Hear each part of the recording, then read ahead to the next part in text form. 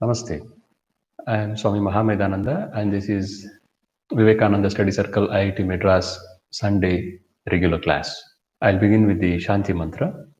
Om Sahana Bhavatu Sahano Bhunaktu Sahaviryankaravavahai Tejasvinavadhitamastu ma vidvishavahai. Om Shanti Shanti Shanti. Hari Om. The topic for this evening is Swami Vivekananda, Dynamo of Spirituality. We have been discussing the message of Vivekananda, his message for building our personality, his message for building our society. So this Sunday, we'll try to understand who was Vivekananda.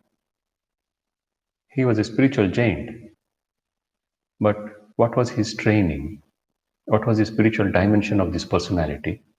That we'll try to understand. I'll begin with what his guru Sri Ramakrishna described as one of his visions. He told, I quote him, throughout this 1 hour, I'll be quoting extensively from the life of Sri Ramakrishna, from the great master, the authoritative biography of Sri Ramakrishna, and the complete works of Swami Vivekananda. This is Sri Ramakrishna's words. One day, I saw that through Samadhi, my mind was going up by a luminous path, going beyond the gross world studded with the sun, the moon, and the stars. It entered first of all into the subtle world of ideas. The more it began to ascend to higher and higher strata of that realm, the more did I see beautiful ideal forms of deities existing on both sides of the path. It came gradually to the last extremity of that region. I saw a fence made of light there, separating the realm of the divisible from that of the indivisible. Leaping over that fence, the mind entered by degrees the realm of the indivisible. I saw that there was no more any person or thing there having a form. As if to afraid to enter there, even the gods and goddesses possessing heavenly bodies exercised their authority over realms far below. But the very next moment, I saw 7 wise rishis having bodies consisting of divine light only, seated there in Samadhi.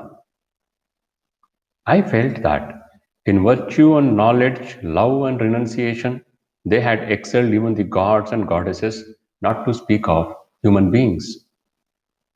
Astonished, I was pondering over their greatness when I saw before me that a part of the homogeneous mass of light of the abode of the indivisible, devoid of this slightest tinge of difference, became solidified and converted into the form of a divine child. Coming down to one of those rishis and throwing its soft and delicate arms around his neck, it embraced him, and afterwards, calling him with its ambrosial words sweeter than the music of the veena, made great efforts to wake him up from Samadhi. The rishi woke up at the delicate and loving touch and looked on at that wonderful child with half-shut eyes, free from winking. Seeing the state of his bright face full of delight, I thought that the child was the treasure of his heart. Their familiarity was of eternity. The extraordinary divine child then expressed infinite joy and said to him, I am going. You must come with me. The rishi said nothing at that request, but his loving eyes expressed his hearty assent. Afterwards, looking on the child with loving eyes for some time, he entered again into Samadhi. Astonished, I then saw that a part of the mind and body of that rishi converted into the form of bright light and came down to the earth along the river's path. Hardly had I seen Narendra for the first time when I knew that he was that Rishi. This is the mystic perception of Sri Ramakrishna. The very first sight he understood this is that Rishi who has come from the divine realm. The first time Sri Ramakrishna met Narendranath Datta, as he was known then, Swamiji was known, was in another devotee's house, Surendranath. He had arranged a kirtan and he had invited Naren to sing. When Sri Ramakrishna saw him and heard him, he inquired, "Who is this boy?" And then he immediately told, "Bring this boy to Dakshineshwar." So the second time Narendranath met Sri Ramakrishna was at Dakshineshwar. He had come with his friends. The same Surendra had brought him. When they were sitting and chatting, Sri Ramakrishna, after some time, took Naren by hand and took him outside the room. Sri Ramakrishna's room at Dakshineshwar has a veranda towards the west, east, and south. North also. Not south, north. He took him that side. The other side of the veranda, it was covered with a mat, so people could not see what is happening inside. And taking Naren there, he closed the door of the room. Other devotees were sitting in the room. After closing the door, this was his behavior. Swami Vivekananda is explaining what happened that day. Addressing me affectionately, like one already familiar, he said, "Is it proper that you should come so late? Should you not have once thought how I was waiting for you?" Hearing continually the idle talk of worldly people, my ears are about to be scorched. Not having anyone to whom to communicate my innermost feelings, I am about to burst. And so he went on raving and weeping.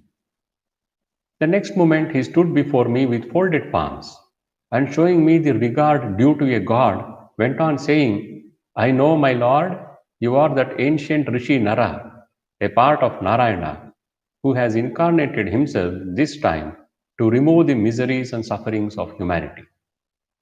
Now Naren is very confused. What is this man doing? My father is Vishwanath Datta and I am his son, and here is this man whom we have come to see. He says, "I am some Nara, I am a god." Sri Ramakrishna again went into the room, came with some sweets, and he started feeding him. Naren is then around 17, 18 years. He says, "You hand it over to me, I will eat with my friends." But Sri Ramakrishna won't listen. He says, "No, no, you first eat, I'll give them later." So he is not ready to stop until Naren eats all the sweets. Then he makes him give a promise. "Promise me that you will come again alone." There was so much earnestness and love in that request. Naren promises, "Okay, I will come." Perhaps 1 week later, Naren comes to Sri Ramakrishna. He has seen him with his friends in the room. Behavior is very normal. And very first glance, he felt this man is very sincere and pure. But his behavior was a little strange with me. He called me Nara and all, and what all he was talking. Maybe a little crazy, but a very simple and pure man. This is his first impression.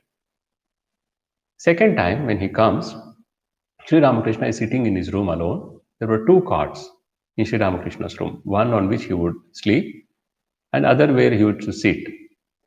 It's still there in Dakshineshwar, Calcutta.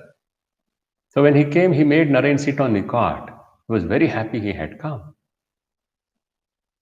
Now again, Naren is describing what happened.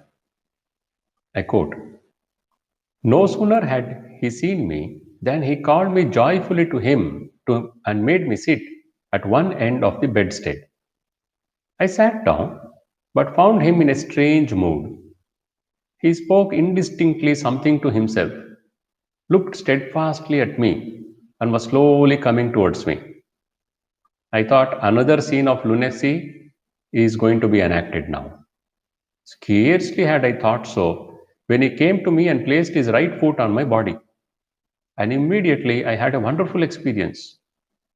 I saw with my eyes open that all the things of the room, together with the walls, were rapidly whirling and receding into unknown region and my I-ness, together with the whole universe, was going to vanish in the all-devouring great void. I was then overwhelmed with a terrible fear. I had known that the destruction of I-ness was death, and that was coming before me, very near at hand. Unable to control myself, I cried out loudly and said, "Ah, what is it you have done to me? I have my parents, you know." Giving out a loud laugh to hear those words of mine, and touching my chest with his hand, he said, "Let it then cease now. It need not be done all at once. It will come to pass in course of time." I was amazed to see that extraordinary experience of mine vanish as quickly as it had come when he touched me in that manner and said those words. I came to the normal state and saw things inside and outside the room standing still as before. Naren was a very strong mind and he took pride in that. So he was totally confused. He went back. He couldn't understand what had happened. Did that man hypnotize me? But what was that experience? Even if it was hypnosis, what was that experience? How do I understand that? Now, 1 week is past. He comes again because it is disturbing him. He couldn't understand what happened that day. Now, when he came the third time, Narayan is very determined. I will not allow this man, this pujari, to hypnotize me. Probably he was using it, but I am such a strong mind, willpower I have. How can he hypnotize me? This time I'll be more alert. Now, when he came, Sri Ramakrishna took him for a walk. There was another devotee, Jadu Malik, a rich man. He had a garden house very close to Dakshineshwar temple. Sri Ramakrishna used to visit him now and then. So Sri Ramakrishna took him to that garden house. The parlor room of the house was open. Sri Ramakrishna, after walking a little, sat there. Narayan also sat on the bench. Narayan was thinking he may do something this time also. Let me be fully alert. It happened. Sri Ramakrishna started coming close to him and just touched him once again on his chest. That was it. Later, Sri Ramakrishna, he told what happened. Narayan lost all consciousness. He didn't know what happened. At least the previous time he had some experience. He saw walls, the whole universe revolving and vanishing into a void. But this time there was nothing. He totally lost consciousness. Later, Sri Ramakrishna told the other disciples what had happened. I quote, "When Narendra had lost his normal consciousness, I asked him that day many questions, such as who he was, where he came from, why he was born, how long he would be here in this world, and so on and so forth. Entering into the depth of his being, he gave proper answers to all these questions. These answers of his confirmed what I thought and saw and knew about him in my visions. It is forbidden to say all those things, but I have known from all these that on the day when he will know who he is, he will no more remain in this world. He will, with a strong power of will, immediately give up his body through yoga. Narendra is a great soul, perfect in meditation." Sri Ramakrishna had this vision that Rishi is coming and he knew he is coming to do his work. But who in that body form is that Rishi, he didn't know. But the moment he saw Narendranath, in his heart he knew this is the boy. But he wanted to test him. So second time he gave him that vision, but Naren says, "I cannot bear this vision." So Sri Ramakrishna says, "Then let me look into his subconscious, see who is this person." That he did in his third visit. And everything matched. Whatever Naren was telling, Sri Ramakrishna knew this is the man who has come to do this work of the Divine Mother. After that, the training began. Naren was not easy to train. Soon after coming to Sri Ramakrishna, he joined the Brahmo Samaj because he was an independent mind. Even his parents, nobody could control him and make him do anything against his wish or will. And he was forthright. He will not care about what other people think. Truth is a truth. He was very strict about practicing truthfulness. So even for courtesy's sake, he will not tell any lie. So when he joined Brahmo Samaj was in those days was a very big movement in at least in Calcutta. They were trying to bring together the Christian element and the best of Hinduism and mix and have a new way of dispensation. A new dispensation is what they were calling it. They worshipped God without form but with attributes. God without form but with attributes. So Naren joined it. He had to sign, I'll worship God in this form. But he would not accept other things. Their marriage reform and other things did not interest him. But he would meditate. He would meditate. Every night he would sit for meditation. It was a very big joint family, very rich family. His grandmother was in a small house nearby. So he would go to her home and study in the attic.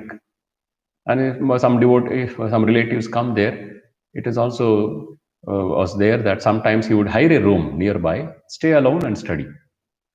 His parents thought he wants to study, so he's choosing that solitude. Actually, he was meditating. He went to meet Rabindranath Tagore's father, Devendranath Tagore, and that great man, he told, when discussing about all spiritual practices, Naren asks him, have you seen God? Then he says, without replying to that question, he says, young man, you have the eyes of a yogi. If you wish, you can see. So Naren started meditating. So even just before coming to Sri Ramakrishna, he was getting into this practice of meditation. Now Sri Ramakrishna slowly started training the boy. And his assessment also was gradually coming out. It was not that one time he finished it. Repeatedly he was testing this young boy. And the young boy was also testing this, whom he was about to accept as his guru. Once Sri Ramakrishna tells a group of devotees, Keshav Chandra Sen was the biggest figure of Brahmo Samaj, and across India he was seen as the new guru, a spiritual teacher who brings new things into our Hindu society. Sri Ramakrishna says, I saw Keshav has become world famous on account of the abundance of one power. But Narendra has in him 18 such powers in the fullest measure. The hearts of Keshav and Vijay, I saw again, are brightened by a light of knowledge like the flame of a lamp. But looking at Narendra, I found that the very sun of knowledge had risen in his heart and removed from there even the slightest tinge of Maya and delusion. This was the comparison. Now, Naren, when he heard this, he was going to Brahmo Samaj, and Keshav is the leader of Brahmo Samaj. He says, people will call you mad. I am just a college student, and you are telling I am so much more superior to Keshav Chandra Sen, Keshav Babu. Then Sri Ramakrishna says, it is not my assessment. The Divine Mother has shown me who you are, and I have my visions, and this is what you are. For now, you are just a college boy, but I know this is what you are. Later again, Sri Ramakrishna says, every now and then I take stock of devotees. I find that some are like lotuses with 10 petals, some like those with 16 petals, some like those with 100 petals. But among lotuses, Narendra is 1,000-petaled one. Other devotees may be like pots and pitchers, but Narendra is a large water barrel. Others may be like pools or tanks, but Narendra is a huge reservoir. So this is the kind of comparison. And the other direct disciples, they were also young boys, and they could also see the special personality of Narendra. He was a master in so many things, in music, in physical exercises, lathi playing, you name it, in cooking, in reading, in discussions, in argument, in singing. They could see this man was exceptional and pure to the core. Sri Ramakrishna would put very strict rules for these young disciples whom he was training, especially about their food, sleep, the japam and the meditation they practice. He told you have to be very strict about this, or else there will be no progress and there is danger of falling. But for Narendra, none of these rules applied. He used to say, Narendra is eternally perfect. He is perfect in meditation. The fire of knowledge ever ablaze in him reduces to ashes all blemishes pertaining to food. His mind, therefore, will not be tarnished or distracted, even if he takes whatever he likes at any place or from any person.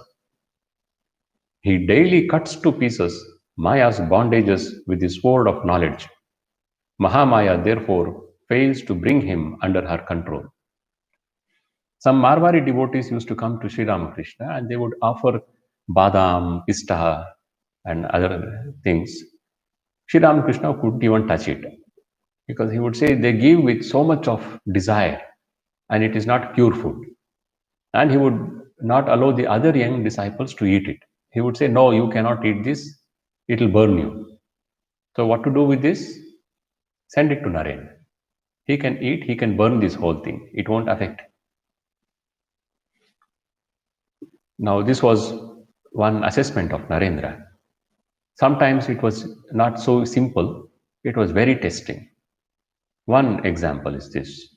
Sri Ramakrishna, everyone knew he intensely loved this young disciple Narendra. He used to cry for him, and if he didn't come, he would literally weep. And he would say, if I don't see him, I feel as though my heart is wrung like a towel. And when he comes, even as he comes, he goes into ecstasy. People could not understand. Okay, he is exceptional, we can see that, but so much love for him. He loved all the disciples. But this was something very special, this disciple. Now, such a loving relationship, and when he comes, Sri Ramakrishna forgets all others, and Naren is the only focus as long as Naren is with him. Now, in that Sri Ramakrishna, he put Naren to one very severe test. Once when Naren came, Sri Ramakrishna had one look at him and then turned away, totally indifferent. He didn't even acknowledge him after that. He stopped talking also. We would usually talk with him, be so happy when he would come, sit near him and explain things to him. But today, nothing. And after some time, he laid down on his bed and turned the other side. Naren thought maybe he's in a different mood. He went out. He sat with another devotee, one man called Hazra. He was not exactly a devotee, but he was allowed to stay there. Then after some time, he heard Sri Ramakrishna is talking with devotees. So Naren came inside. Immediately Sri Ramakrishna stopped talking, turned the other side. Naren went back. The whole day passed in this manner. Then evening, Naren made pranams, bowed down to Sri Ramakrishna and went home. 1 week later, he came again. When he came, same reception. Absolutely, I don't even know you. The man who would cry for him, who would be in ecstasy just to see him, second time he is seeing this experience, he doesn't even acknowledge his presence. Whole day passed in the same way. If he's in the room, Sri Ramakrishna will not talk. He will turn the other side. When he goes out, he will talk with others. Naren stayed until evening, talked with Hazra and other devotees. Then evening made pranam, went home. Third time, fourth time he comes after a week or 10 days like that, same treatment. He doesn't even care for him. This went for 1 month. After 1 month, one day Sri Ramakrishna called him and he asked him, well, I do not speak even a single word to you. Still you come. Why? Narendra replied, do I come here to hear you speak? I love you. I wish to see you. That's why I come. Highly pleased with this reply, the master said, I was testing you to see whether you would cease coming if you did not get proper love and attention. It is only a spiritual aspirant of your order that can put up with so much neglect and indifference. Anyone else would have left me long ago and would have never come here again. This is true. Even devotees or someone you come, even your family, friends, you just ignore them once or twice, it becomes a huge issue. They probably will not have anything more to do with you. Even acquaintances. We find even devotees it happens. A little neglect, they feel hurt and they think, oh, deliberately I have been insulted, and they stop coming. Here was Sri Ramakrishna who loved him so much, and suddenly for no reason, 1 month absolute coldness. But Naren has continued. He is the same kind of feeling for Sri Ramakrishna. And Sri Ramakrishna says, this is your inner strength. This was one way of testing. Another testing was tempting Naren. It happened like this. One day, Sri Ramakrishna took Naren to Panchavati. Panchavati is a forest grove just adjacent to the temple. It's part of the temple campus. That is the place where Sri Ramakrishna did all his sadhana. For more than 30 years, he did his sadhana there. So he took him there and he told, I quote, Naren, as the result of practicing austerities for long, I have got all the supernatural powers. But where is the occasion for a person like me who cannot even keep his cloth properly around his waist to make any use of them? So I am thinking of asking the mother to transfer all these powers to you, because she has told me that you will have to do much work for her. If all these powers are imparted to you, you will be able to use them when necessary. What do you say? Narendra had become acquainted with the tremendous power of Sri Ramakrishna. So he knew this man was not simply talking nonsense. He knew he really had these powers. And if I ask, he's ready to give me now these siddhis. They are called Ashta Siddhis. Mainly the Ashta Siddhis. There are so many other powers, but these are the main Ashta Siddhis. What are they? They are called Anima, Mahima, Garima, Laghima, Prapti, Prakamya, Ishitva, Vashitva.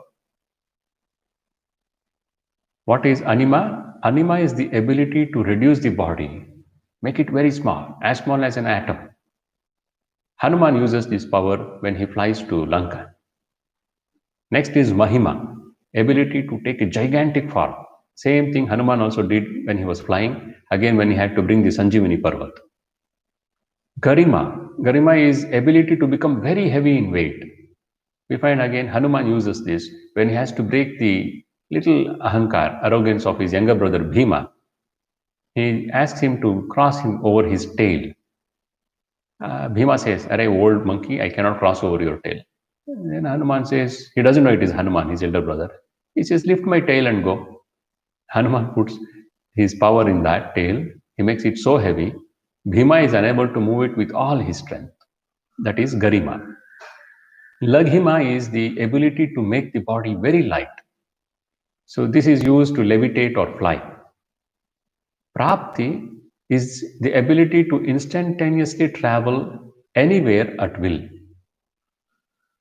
Then Prakamya is the ability to obtain anything desired. Anything you desire, immediately you will have it. Swamiji experienced this in Chennai. He came to know about a man who had these powers. So he went to see him. That is another story.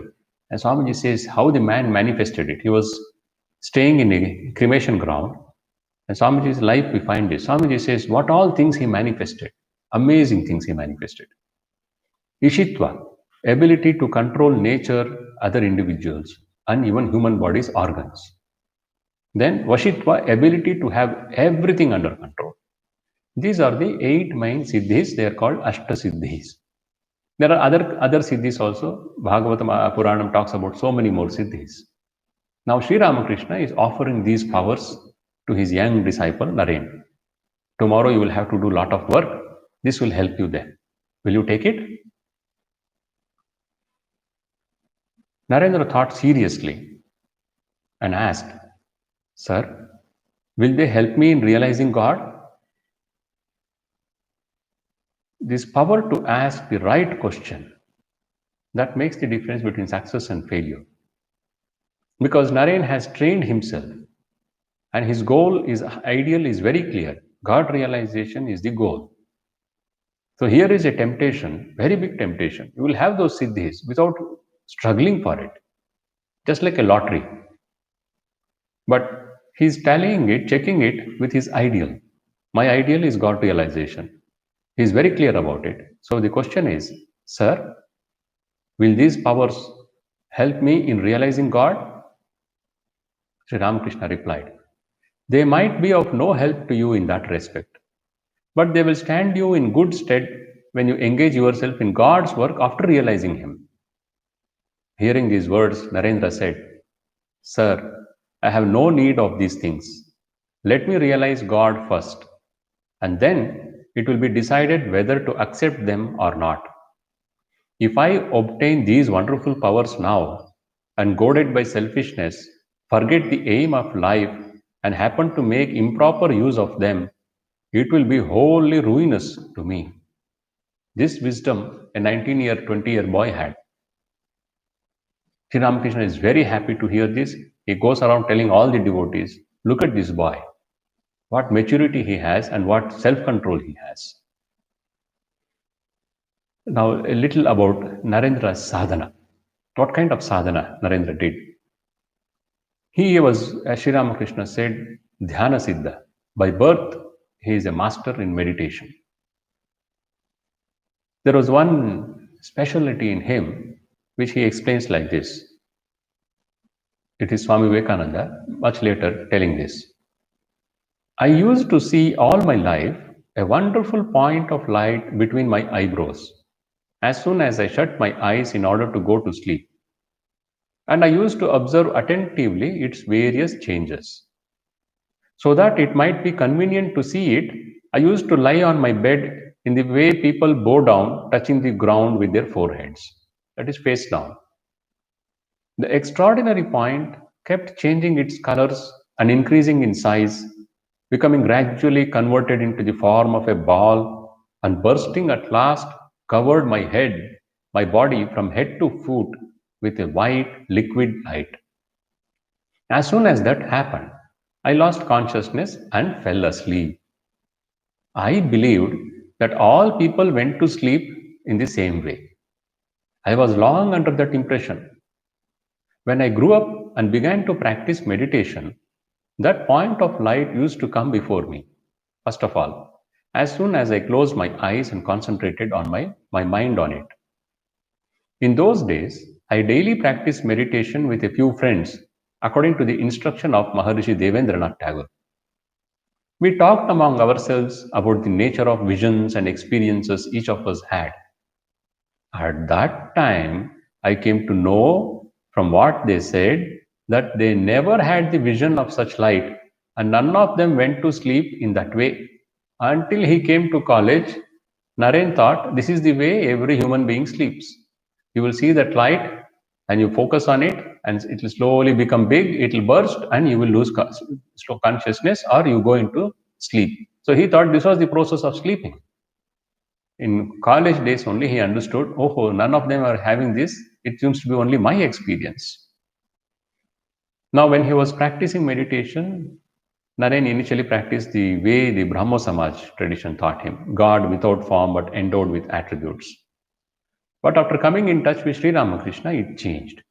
So he wholeheartedly prayed, oh God, please make me fit to see your true nature. And what is the practice he did? He practiced keeping his mind perfectly still, motionless, absolutely no thought. He trained his mind to become absolutely thoughtless. And when he would sit for meditation, he would sit at night after all his family members would sleep. Whole night, many times, whole night he would sit like that. He says, there flowed in my mind a current of serene bliss when I kept it still, devoid of all objects. I felt for a long time, even after the end of the meditation, a sort of intoxication under its impulse. So I did not feel inclined to leave the seat and get up immediately. One day, when I was sitting in that condition at the end of the meditation, I saw the extraordinary figure of a monk appear suddenly from where I did not know and stand before me at a little distance, filling the room with a divine effulgence. He was in ochre cloth with a kamandalu in his hand. His face bore such a calm and serene expression of inwardness, born of indifference to all things, that I was amazed and felt much drawn towards him. He walked forward towards me with a slow step, with his eyes steadfastly fixed on me, as if he wanted to say something. But I was seized with fear and could not keep quiet. I got up from my seat, opened the door, and walked out of the room with rapid steps. The next moment I thought, why this foolish fear? I made bold and went back into the room to hear the monk, who, alas, was no longer there. I waited long in vain and felt dejected, repenting that I had been stupid enough to fly away without listening to him. I have seen many monks, but never have I found such an extraordinary expression in any other face. That face has been indelibly imprinted in my heart. It may be a hallucination, but very often it comes to my mind that I had the good fortune of seeing Lord Buddha that day. So throughout his life, Swamiji had deep respect, admiration, and love for Lord Buddha. He couldn't accept the philosophy as it is present now, but his love for Buddha was second to none. Now, Naren used to study in his grandmother's house. He was preparing for his law exam and other things. Sri Ramakrishna would silently sometimes, if Naren didn't come to Dakshineshwar, Sri Ramakrishna will go there and instruct him about spiritual practices and inspire him to lead a life of brahmacharya. Now, grandmother heard this one day and informed his parents, Hare, that Ramakrishna Paramahamsa, he is coming, he is trying to take away our boy, we should be careful. So they started looking for a girl. They wanted to get Naren married. But Naren said no, but still father continued his efforts. Now, in those days, when he would sleep, Naren would see two ideals before him. He says, as soon as I went to bed, two ideas appeared before me every night since I had reached my youth. One vision presented me as a person of endless wealth and property, innumerable servants and dependents, high rank and dignity, great pomp and power. And I thought that I was seated at the head of those who were called big men in the world. I felt I certainly had that power in me. Again, the next moment, I felt as if I had renounced everything of the world and putting on a loincloth, eating whatever was available without effort, and spending nights under trees and depending on God's will only, I was leading my life. I felt I could live the life of the rishis and the munis if I would. These two pictures, according to which I could mold my life in two different ways, thus arose in my mind. But the latter, that is the sannyasi ideal, would grip the mind in the end. I thought that it was in this way alone that man could attain real bliss and that I would follow this path and not the other. Brooding on the happiness of such a life, my mind would then merge in the contemplation of God and I would fall asleep. It is a matter of astonishment that it happened so every night for a long time. Now, Sri Ramakrishna, almost from the very beginning, introduced Narendra to the Advaita philosophy. Naren didn't like it. Advaita says the whole universe is God. But Naren says, what nonsense? How can this whole universe be God? But Sri Ramakrishna, he had kept one book, Ashtavakra Samhita. It is one of the primary texts of Advaita. So when Naren comes, he says, you see, I don't know how to read and write and all.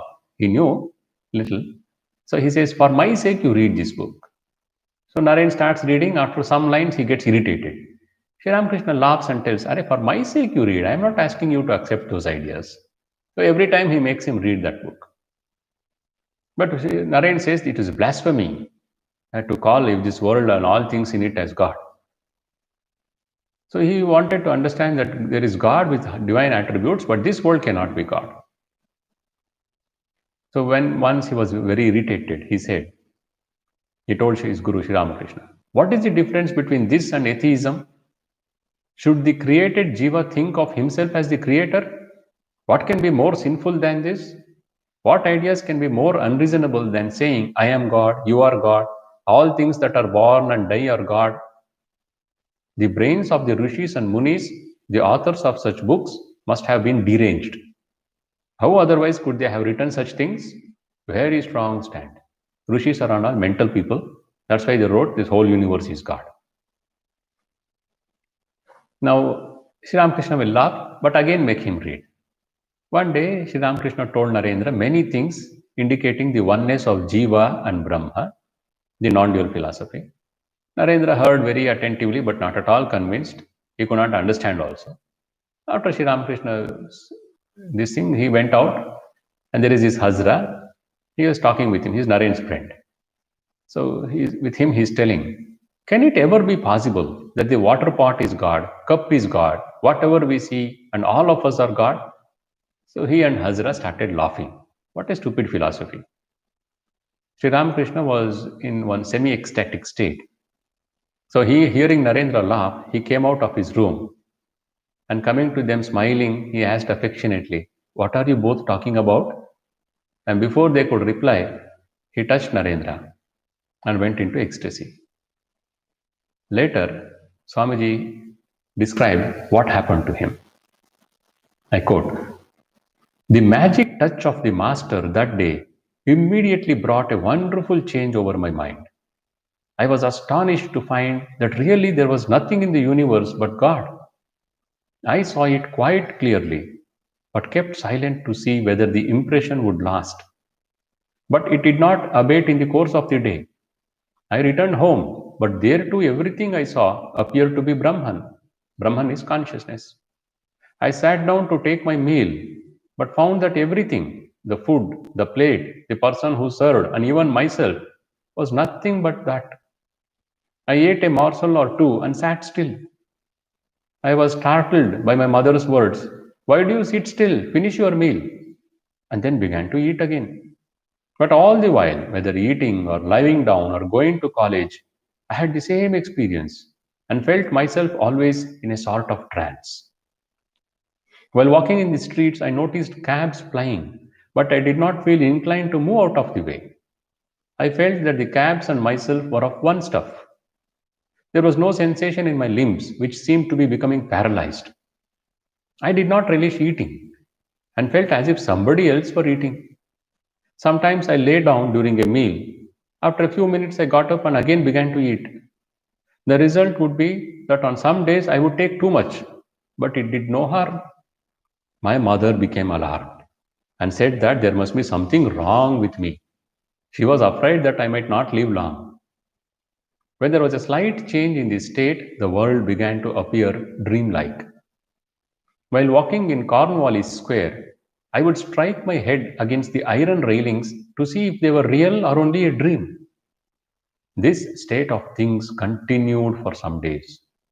When I became normal, I realized that I must have had a glimpse of the Advaita state. Then it struck me that the words of the scriptures were not false. Thenceforth, I could not deny the conclusions of the Advaita philosophy. A guru can convince a disciple through arguments, by quoting scriptures. But Sri Ramakrishna's method was very different. By a mere touch, he was able to give the experience of that highest Advaitic Anubhuti. And Naren, after that, he could not deny, yes, I have experienced this.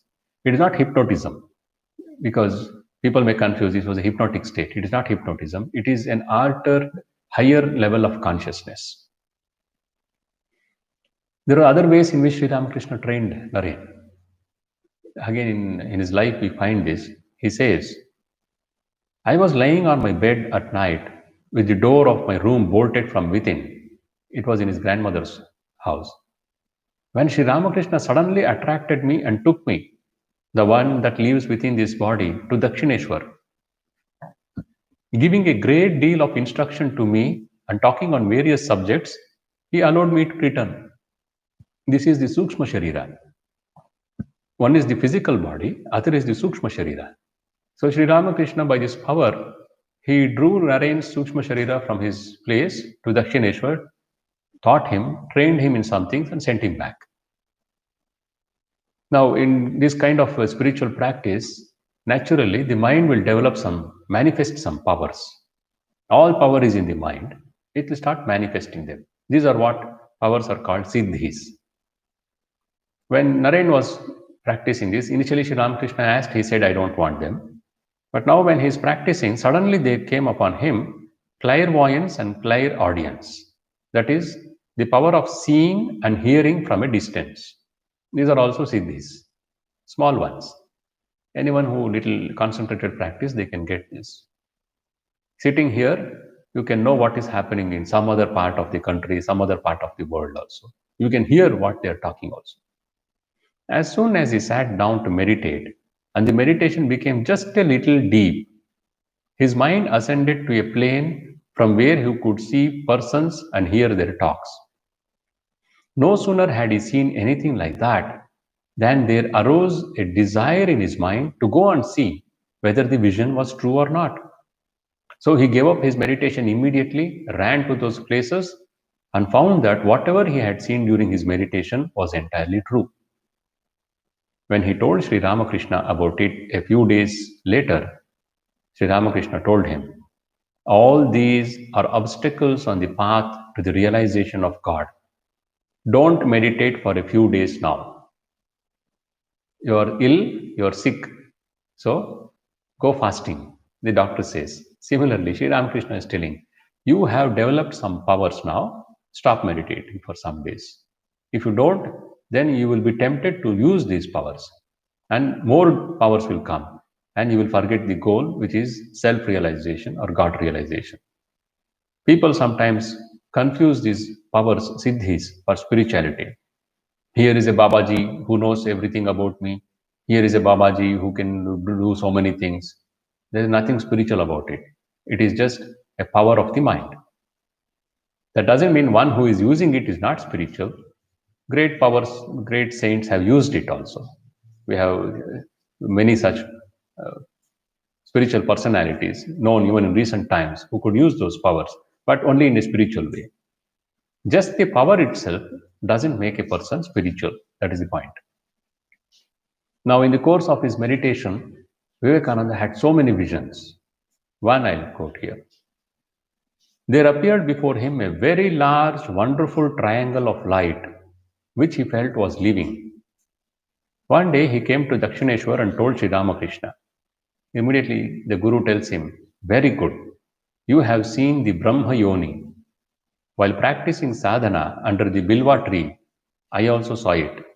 What was more, I observed it giving birth to innumerable worlds every moment.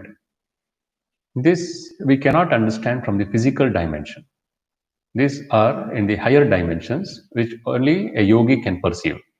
Physical dimension, we know this matter and space. But there is another realm where this matter and space takes a different form. It is not even there. Now, as I pointed out, Naren did not like God with form, all those ideas. He did not like, first of all, Advaita. But with that experience given by the Guru's touch, now he has accepted it. But still, God with form, I cannot accept. It so happened his father passed away. Unexpectedly, one night, Naren's friends had invited him to sing, and they had a nice bhojan night dinner, and they were sleeping. 10 o'clock, his father had an heart attack, and he passed away at home. By 2 o'clock, his friend, nearby neighbors, they came to him, and everything happened. Lot of difficulties came on his head. His father was very rich, but he was also a spendthrift, and he had given loans to so many people, and he had taken loans also. So that all screwed up his uh, finances. And when he passed away, Naren found they were in dire straits. Finance was very bad. From very rich family, they became suffering and struggling even for food and clothing. So after trying a lot, Naren could not get a job. Such a brilliant young man, he couldn't get a job. For some time, he worked as a school headmaster in Ishwar Chandra Vidyasagar's one of his schools. That was for a short time. Then one day he thought, let me ask my guru. He worships Mother Kali and he talks with her. So the mother will bless him, and through him she'll bless me, and my family's finances will improve. So he came to Dakshineshwar, requested his guru, please pray on my behalf to the Divine Mother. She listens to you. Please ask her to give some finance to my family. We are struggling. Now Sri Ramakrishna told, I have never asked anything like this with the Divine Mother. You are suffering because you don't accept the Divine Mother. You go and pray, she will give you. And there was such conviction in that word of his guru that The Shraddha in the disciple was awakened. And Vivekananda felt, yes, if I ask, the Divine Mother will give me. So that was a Tuesday. He waited. Sri Ramakrishna told him, go now at 9 o'clock. 9 o'clock, he went to the temple. He explains, he describes what happened. I quote him. As I was going, a sort of profound inebriation possessed me. I was reeling as though drunk. A firm conviction gripped me that I would actually see Mother and hear her words. I forgot all other things and became completely merged in that thought alone. Coming into the temple, I saw that the Mother was actually pure consciousness, was actually living, and was really the fountainhead of infinite love and beauty. My heart swelled with loving devotion, and beside myself with bliss, I made repeated salutations to her, praying, Mother, grant me discrimination, grant me detachment, grant me divine knowledge and devotion, grant me that I may see you without obstruction.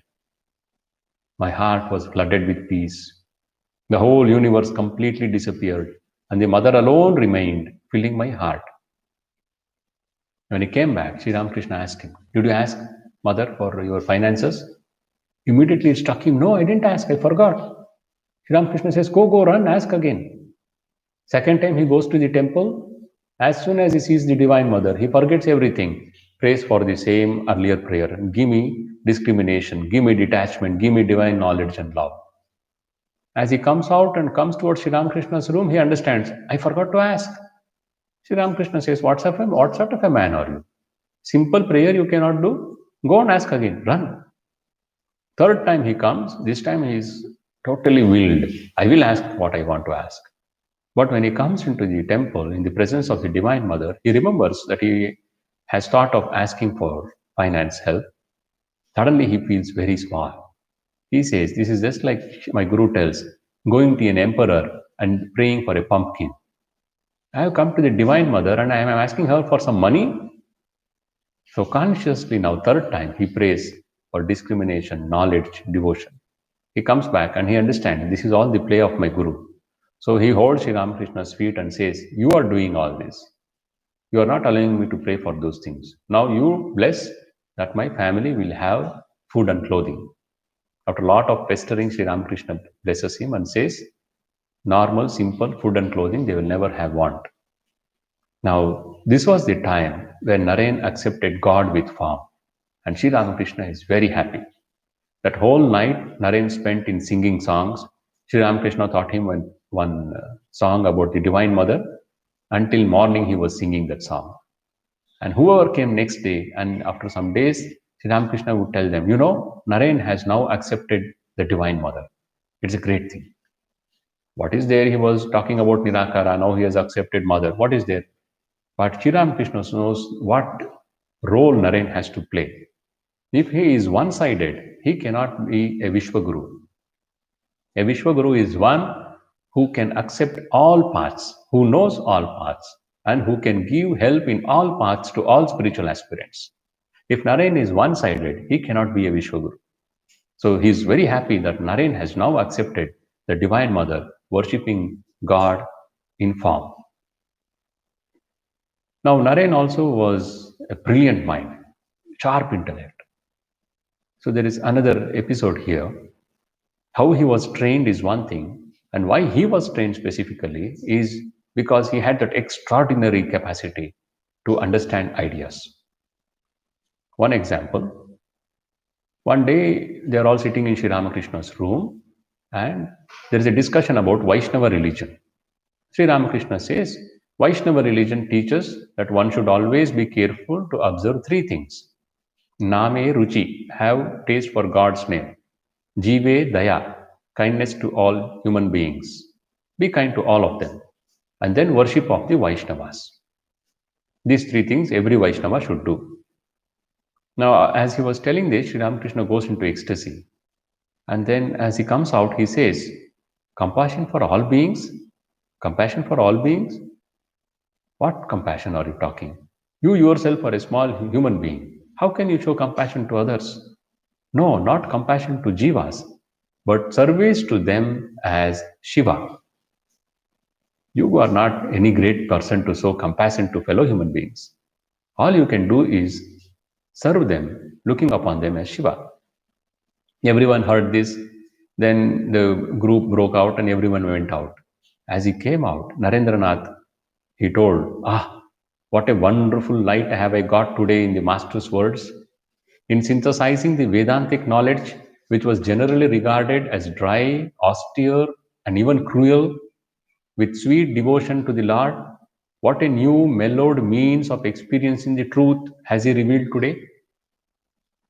In order to attain the non-dual knowledge, that is Advaita Jnana, we have been told so long one should renounce the world and the company of men altogether, retire to the forest, mercilessly uproot and throw away love, devotion, and other soft and tender emotions from the heart. Formerly, when the aspirant tried to attain that knowledge in the old way, he regarded the whole universe and every person in it as Maya, as an obstacle to the path of religion, and he contracting from them with a hatred for them. He more often than not also went astray. But from what the Master in ecstasy said today, it is gathered that the Vedanta of the forest can be brought to human habitation and that it can be applied in practice to the workaday world. Let man do everything he is doing, there is no harm in it. It is sufficient for him first to be fully convinced that it is God who exists, manifested before him as the universe and all the beings in it. Those with whom he comes in contact every moment of his life, whom he loves, respects, and honors, and to whom his sympathy and kindness flow, are all God's parts, are all God himself. If he can thus look upon all the persons of the world as Shiva, how can there be an occasion for him to regard himself as superior to them, or cherish anger and hatred towards them, or have an arrogant attitude towards them? Yes, or how he has to be kind to them. Thus, serving the jivas as Shiva, he will have his heart purified and be convinced in a short time that he himself is also a part of God, the eternally pure, awake, free, bliss absolute.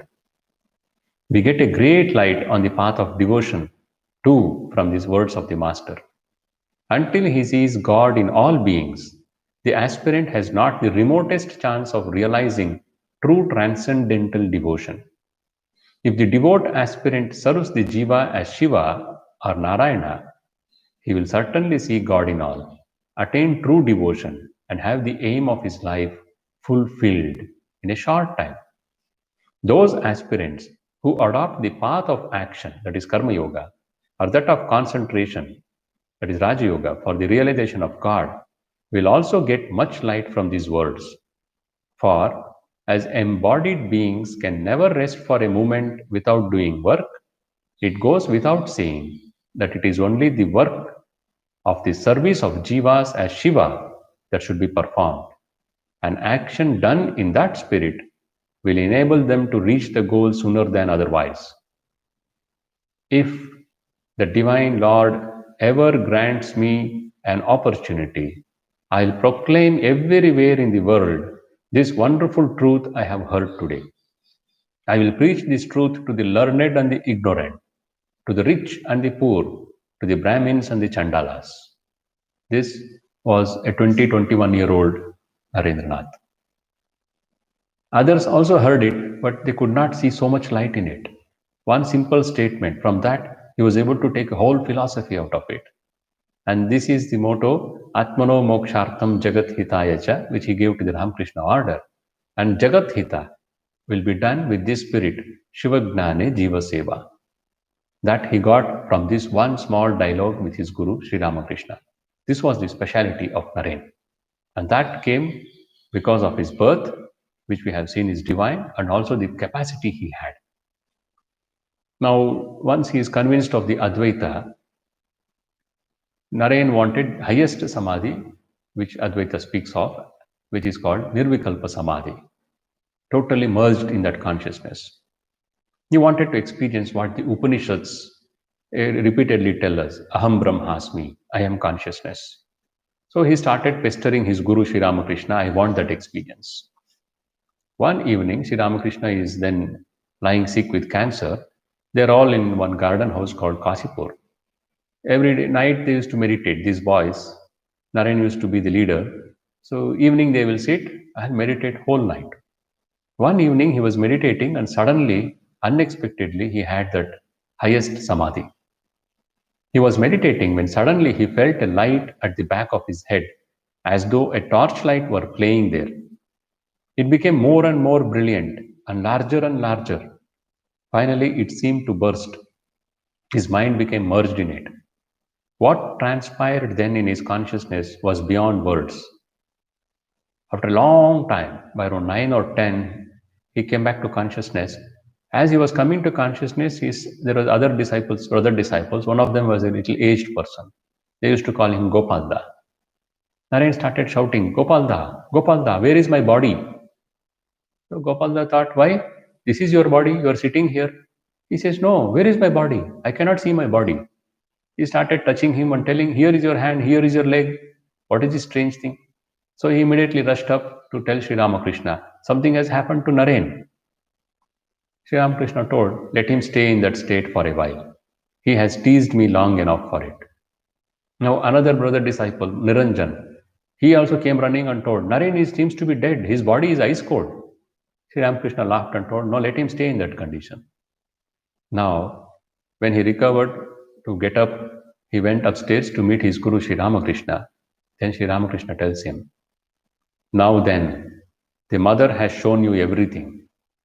Just as a treasure is locked up in a box, so will this realization you have just had be locked up, and the key shall remain with me. You have work to do. When you have finished my work, the treasure box will be unlocked again, and you will know everything then as you did just now. Because Vivekananda, Narendranath, he wanted to stay in that highest state of samadhi. But his guru says, no, you have a work to do. You didn't come here to sit in samadhi. And he chides him. I thought you will be very big like a banyan tree giving shelter to thousands of people. And I find you are selfish. You want to enjoy samadhi and sit like that. There is a higher state than that. And that is looking upon the world itself as God. You will get the same bliss more than that in this higher state. So he says, you will not have this. You have to do this work. Naren leaves. He calls the other disciples and then tells them, Naren will pass away only of his own will. The moment he realizes who he is, he will refuse to stay a moment longer in the body. The time will come when he will shake the world to its foundations through the strength of his intellect and spiritual powers. This was about a 22-23-year-old boy. I have prayed that the Divine Mother may keep this realization of the Absolute veiled from Naren. There is much work to be done by him, but this veil is so thin, so very thin, that it may give way at any time. Now, 3 days before the Mahasamadhi of Sri Ramakrishna, he sent for Naren. And looking at him steadfastly, he entered into deep meditation. And Naren felt as though a subtle force, resembling like an electric shock, he says, was entering into his body. Naren lost his outer consciousness. When he came to consciousness, he found Sri Ramakrishna weeping. So he asked him, why are you weeping?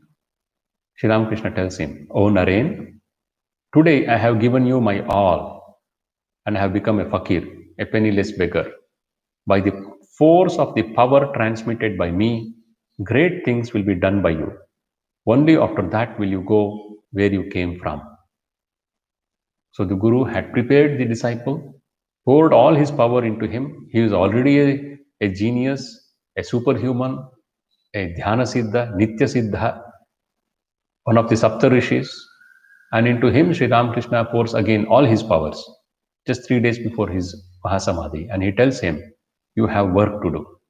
But Naren is not ready for it. He says, no, I cannot do all that Loka Kalyana, giving talks, doing good to world and all that. Those things I will not do. Sri Ramakrishna says, your very bones will do. You are born for it.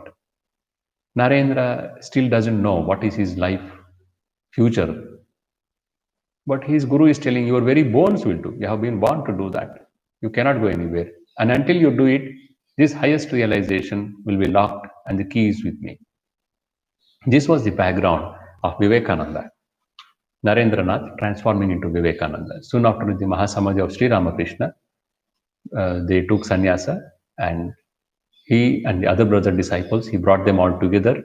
They started this band of young disciples becoming young monastics and practicing sadhana at Baranagar, the first monastery of the Ramakrishna order. Then, after a few months, he set out. 1888, he set out to see India. That and how he manifested the spiritual power he had acquired. One, by the power of his own sadhana. Second, the power that his guru poured into him. And behind all that, he as one of the Saptarishis.